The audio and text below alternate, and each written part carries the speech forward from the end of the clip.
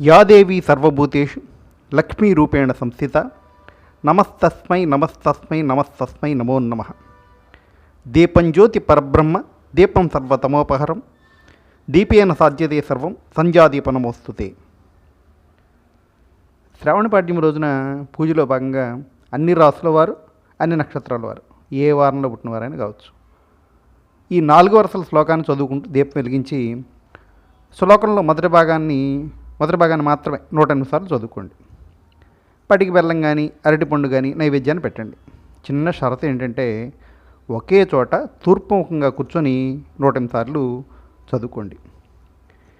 శ్రావణ విధి నాడు లక్ష్మీదేవిని ఎలా ఆరాధించాలో తెలుసుకోవాలి అంటే తర్వాత వీడియోలో చూడాలి కదా. అలా చూడడానికి సబ్స్క్రైబ్ చేయండి, షేర్ చేయండి, లైక్ చేయండి.